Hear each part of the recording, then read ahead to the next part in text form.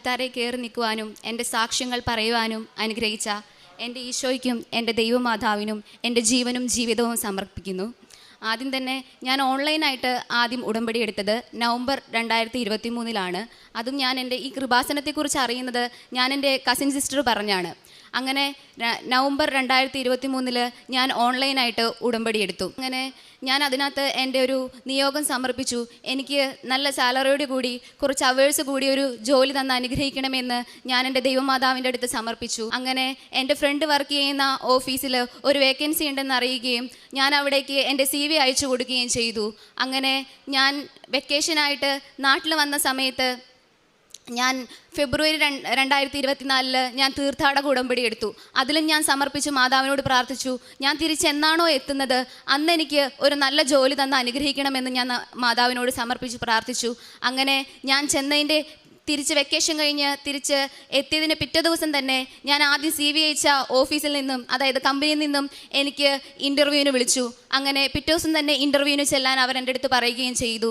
അങ്ങനെ ഞാൻ ദൈവമാതാവിൻ്റെ അടുത്ത് പ്രാർത്ഥിച്ച് ഈശോയോടും പരിശുദ്ധാത്മാവിനോടും പ്രാർത്ഥിച്ച് നേർച്ച വസ്തുക്കളായ ഉപ്പും തൈലവും ഉപയോഗിച്ച് ഞാൻ പ്രാർത്ഥിച്ചു.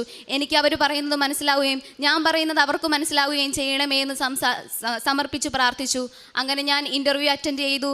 വളരെ കൂളായിട്ട് ഞാൻ അവരുടെ അടുത്ത് സംസാരിച്ചു. ഞാൻ ആ ഇൻ്റർവ്യൂവിന് ഓഫീസിൽ കയറുന്നതിന് മുമ്പ് ഓഫീസിൻ്റെ ഫ്രണ്ടിൽ ഞാൻ ഒരു തുണ്ട് ഉപ്പിട്ട് ഞാൻ മാതാവിനോട് പറഞ്ഞു, അവർ പറയണത് എനിക്ക് മനസ്സിലാവണം, ഞാൻ പറയണത് അവർക്കും മനസ്സിലാവണം, എനിക്ക് ആ ജോലി കിട്ടുകയും വേണമെന്ന് ഞാൻ സമർപ്പിച്ച് പ്രാർത്ഥിച്ചു മാതാവിൻ്റെ അടുത്ത്.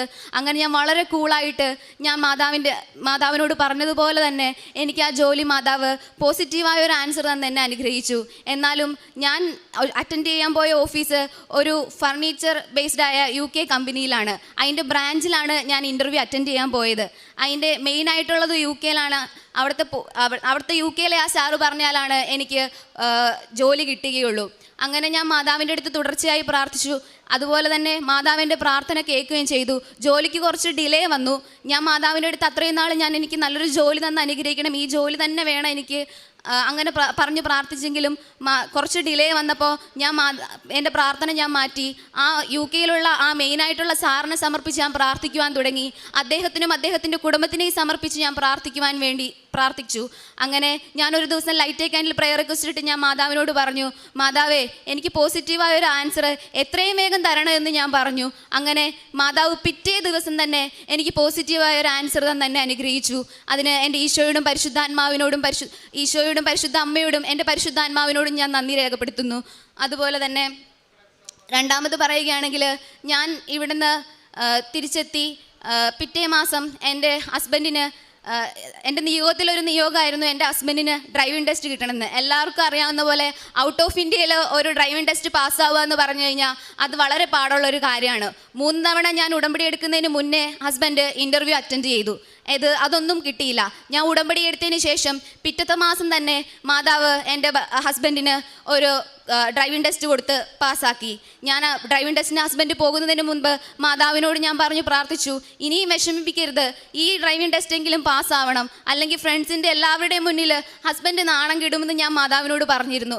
ഹസ്ബൻഡ് ഡ്രൈവിംഗ് ടെസ്റ്റിന് പോകുന്നതിന് മുന്നേ ഞാൻ ഉപ്പും തൈലവും കൊടുത്ത് പ്രാർത്ഥിച്ചു. അതുപോലെ ഡ്രൈവിംഗ് ടെസ്റ്റിന് ചെന്നപ്പോൾ അത്രയും നാൾ പരിശീലിച്ചിരുന്ന കാറല്ല അന്ന് അവിടെ ഉണ്ടായിരുന്നത്, വേറൊരു കാറും അതുപോലെ തന്നെ അത്രയും ദിവസം പഠിപ്പിച്ചുകൊണ്ടിരുന്ന സാറുമല്ല ഉണ്ടായിരുന്നത്, വേറെ കാറും വേറെ സാറും. ഹസ്ബൻഡ് എന്നെ ഫോൺ വിളിച്ച് പറഞ്ഞു, പേടിയാവുന്നു, കിട്ടുകയില്ല എന്ന് പറഞ്ഞു. ഞാൻ പറഞ്ഞു, ഒന്നുകൊണ്ടും പേടിക്കേണ്ട, കിട്ടും, മാതാവ് അനുഗ്രഹിക്കും എന്ന് പറഞ്ഞു. ഹസ്ബൻഡ് അവിടെ ഡ്രൈവിംഗ് ടെസ്റ്റ് അറ്റൻഡ് ചെയ്തിരുന്ന സമയത്ത് ഞാൻ എൻ്റെ മാതാവിൻ്റെ മുന്നിൽ കണ്ണുനീരോടുകൂടി മുട്ടുകുത്തി നിന്ന് പ്രാർത്ഥിച്ചു, ഹസ്ബൻഡിന് ഡ്രൈവിംഗ് ടെസ്റ്റ് പാസ്സാവാൻ സാധിക്കണമെന്ന്. ഞാൻ കണ്ണടച്ച് തുറഞ്ഞപ്പോൾ എൻ്റെ മുന്നിൽ എൻ്റെ മാതാവ് ഒരു തീനാളത്തിൻ്റെ രൂപത്തിൽ മുകളിലേക്ക് പറന്നു പൊങ്ങുന്നത് ഞാൻ കണ്ടു. ഞാൻ മാതാവിനോട് പറഞ്ഞത്, ഞാൻ കണ്ടത് എൻ്റെ ഈ മാതാവിനെ ആണെങ്കിൽ എൻ്റെ ഹസ്ബൻഡ് ഈ ഡ്രൈവിംഗ് ടെസ്റ്റ് പാസ്സാവണേ എന്ന് ഞാൻ പ്രാർത്ഥിച്ചു. അതുപോലെ തന്നെ എൻ്റെ ഹസ്ബൻഡ് ഡ്രൈവിംഗ് ടെസ്റ്റ് പാസ്സായി.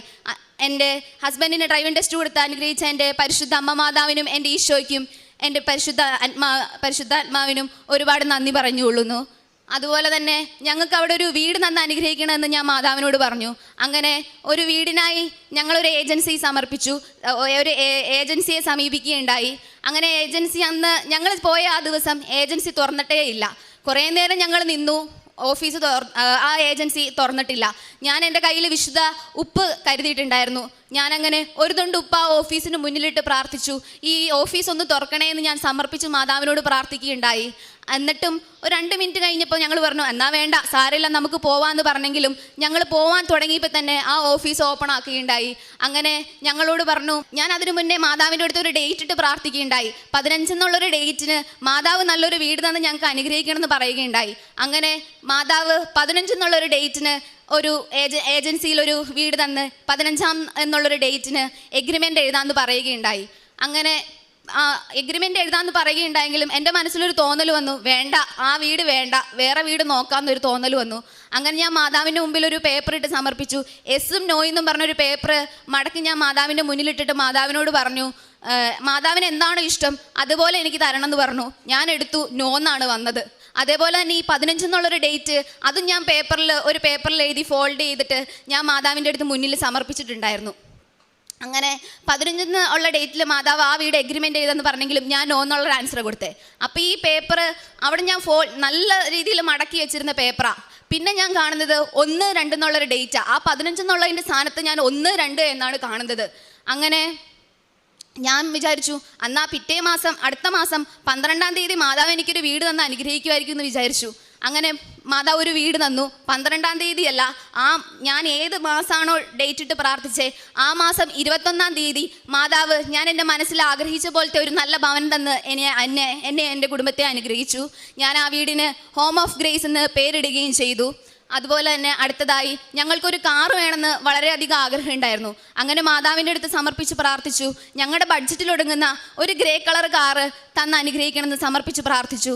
അങ്ങനെ മാതാവ് ഞങ്ങൾക്കൊരു സിൽവർ ഗ്രേ കളർ, മാതാവിൻ്റെ കളറുള്ളൊരു ഒതുങ്ങിയ കാറ് ഞങ്ങളുടെ ബഡ്ജറ്റിൽ തന്നെ മാതാവ് തന്ന് അനുഗ്രഹിച്ചു. അതിന് ഞാൻ എൻ്റെ ഈശോയോടും എൻ്റെ ഈശോമ്മയുടെ അടുത്തും പരിശുദ്ധാത്മാവിൻ്റെ അടുത്തും 1 കോടി നന്ദി പറയുന്നു. അതുപോലെ തന്നെ പഴയ ഞാൻ നേരത്തെ ജോബ് ചെയ്തുകൊണ്ടിരുന്നത് ഒരു ഇന്ത്യൻ ഷോപ്പിലായിരുന്നു. അവിടെ കുറച്ച് നോർത്ത് ഇന്ത്യൻസും കുറച്ച് യുക്രൈൻസുമാണ് വർക്ക് ചെയ്തുകൊണ്ടിരുന്നത്. അവിടെ ഞാൻ പുതിയ ജോലി എനിക്ക് കിട്ടി. എനിക്ക് പുതിയ ജോലിയിലേക്ക് പോകണമെന്ന് ഞാൻ പറഞ്ഞു കഴിഞ്ഞപ്പോൾ അവരെൻ്റെ അടുത്ത് പറഞ്ഞു, ഇപ്പോൾ പോകാൻ പറ്റില്ല, ഇപ്പോൾ തിരക്കുള്ള സീസണാണ്, വിടില്ല എന്ന് പറഞ്ഞു. ഞാൻ ഓൾറെഡി മറ്റെടുത്ത് ജോയിൻ ചെയ്യാൻ ഡേറ്റും തീരുമാനിച്ച് അവരെടുത്ത ഡേറ്റും പറഞ്ഞതായിരുന്നു. ഞാനത് മാതാവിൻ്റെ അടുത്ത് സമർപ്പിച്ച് പ്രാർത്ഥിച്ചു, മാതാവേ എനിക്ക് പോകണം, എനിക്ക് ആ ജോലി വേണം, എനിക്ക് മാതാവ് എന്നെ അനുഗ്രഹിക്കണം, എന്നെ ഇവരിവിടെ നിന്ന് വിടണമെന്ന് ഞാൻ മാതാവിൻ്റെ അടുത്ത് പ്രാർത്ഥിച്ചു. അങ്ങനെ അതും മാതാവ് എന്നെ അനുഗ്രഹിച്ചു. അവിടെ എനിക്ക് ഡ്യൂട്ടി എനിക്ക് അഡ്ജസ്റ്റ് ചെയ്ത് തന്നു. വീക്കെൻഡിൽ മാത്രം ഞാൻ പഴയ ജോലിക്കും പോയി, അല്ലാത്ത വീക്ക് ഡേയ്സിൽ ഞാൻ പുതിയ ജോലിക്കും പോയി. അങ്ങനെ എനിക്ക് ഡബിൾ സാലറിയോട് കൂടി മാതാവ് എനിക്ക് 2 ജോലിയും തന്നു. അതുപോലെ തന്നെ പ്രേക്ഷിത പ്രവർത്തനങ്ങൾ എന്ന് പറയുകയാണെങ്കിൽ ഞാൻ ഒരു യാക്കോബായ വിശ്വാസിയാണ്. ഞാൻ പ്രേക്ഷിത പ്രവർത്തനങ്ങൾ ചെയ്യുന്ന സോഷ്യൽ മീഡിയ വഴി എല്ലാ സാക്ഷ്യങ്ങളും അതുപോലെ തന്നെ അച്ഛൻ്റെ ധ്യാനങ്ങളും ഞാൻ എല്ലാവർക്കും ഷെയർ ചെയ്യും. ഒരു യാക്കോബായ വിശ്വാസിയായ എനിക്ക് കൊന്ത ചൊല്ലാൻ അറിയില്ല. എനിക്ക് വളരെയധികം ആഗ്രഹം ഉണ്ടായിരുന്നു കൊന്ത ചൊല്ലാൻ പഠിക്കണം എന്നുള്ളത്. ഞാനങ്ങനെ കൊന്ത ചൊല്ലാൻ പഠിച്ചു. ഞാൻ യൂട്യൂബിൽ നോക്കി കൊന്ത ചൊല്ലാൻ പഠിച്ച് എല്ലാ ദിവസവും എൻ്റെ പ്രാർത്ഥനയ്ക്ക് മുന്നേ ഞാൻ കൊന്ത മുടങ്ങാതെ ഇപ്പോൾ ചൊല്ലുന്നു. കൊന്ത ചൊല്ലിയില്ലെങ്കിൽ, വേദപുസ്തകം വായിച്ചില്ലെങ്കിലും എനിക്കെന്തോ വളരെ വിഷമമാണ്. എനിക്കെന്തോ സംഭവിക്കാൻ പോകുന്നുള്ളൊരു തോന്നലും വരും. എനിക്കത് ചൊല്ലാതെ ഇരിക്കാനേ കഴിയത്തില്ല. ഞാനിപ്പോൾ വീട്ടിൽ ലേറ്റായിട്ട് വരണേ, എവിടെയെങ്കിലും പാർട്ടിക്ക് പോയിട്ടാണ് വരണേ, ലേറ്റായിട്ടാണ് വരണമെങ്കിലും ഞാൻ ആ കൊന്ത ചൊല്ലാതെയും വേദപുസ്തകം വായിക്കാതെ ഇരിക്കില്ല. അരമണിക്കൂർ വേദപുസ്തകം വായിക്കുകയും കൊന്ത ചൊല്ലുകയും പ്രാർത്ഥനകൾ പ്രാർത്ഥിക്കുകയും ചെയ്യും. എല്ലാ ട്യൂസ്ഡേയ്സും ഞാൻ ഫാസ്റ്റിംഗ് എടുക്കും. അതുപോലെ തന്നെ ഞാൻ പള്ളിയിലും പോകാറുണ്ട്. എനിക്കറിയാവുന്ന എല്ലാവരുടെ അടുത്തും ഞാൻ മാതാവിനെക്കുറിച്ചും ഈശോനെക്കുറിച്ചും പരിശുദ്ധാത്മാവിനെക്കുറിച്ചും ഞാൻ പറയാറുണ്ട്. അതുപോലെ തന്നെ എനിക്ക് കിട്ടുന്ന സാലറിയിൽ നിന്ന് ഞാൻ ഒരു വിഹിതം എല്ലാ മാസവും കാരുണ്യ പ്രവർത്തനത്തിന് വേണ്ടി മാറ്റിവെക്കാറുണ്ട്. ആദ്യമൊക്കെ ഞാൻ ഓൾഡ് ഏജ് ഹോമിലാണ് ഞാൻ പൈസ കൊടുത്തുകൊണ്ടിരുന്നത്. അപ്പോൾ എൻ്റെ മനസ്സിലിങ്ങനെ തോന്നി, അവിടെ കൊടുക്കാൻ വേറെ ആൾക്കാരുണ്ട്, നീ നിൻ്റെ ചുറ്റിലുള്ള ആൾക്കാരെ ഒന്ന് നോക്കിക്കേ എന്ന് പറഞ്ഞ് ഞാൻ അങ്ങനെ നോക്കാൻ തുടങ്ങി. അങ്ങനെ എൻ്റെ ചുറ്റിലുള്ള ആൾക്കാരെ ഞാൻ തേടി പിടിച്ച് ഞാൻ അവരെ സഹായിക്കുവാൻ ഞാൻ തുടങ്ങി. അങ്ങനെ ഞാൻ എല്ലാ മാസവും എൻ്റെ സാലറിയിൽ നിന്ന് ഒരു വിഹിതം ഞാൻ എൻ്റെ കാരുണ്യ പ്രവർത്തനത്തിന് വേണ്ടി മാറ്റിവെക്കുന്നു. അതുപോലെ തന്നെ കുറച്ച് ദേഷ്യം കൂടുതലുള്ള ആളാണ് ഞാൻ. എൻ്റെ ദേഷ്യം മാറ്റുകയും എനിക്ക് പ്രാർത്ഥിക്കാനുള്ള അനുഗ്രഹം തരികയും ഒരു ക്രിസ്ത്യാനിയായി ജനിച്ച ഞാൻ ഒരു ക്രിസ്ത്യാനിയായി മാറിയത് ഈ ഉടമ്പടിക്ക് ശേഷമാണെന്ന് ഞാൻ എവിടെ വേണമെങ്കിലും പറയും.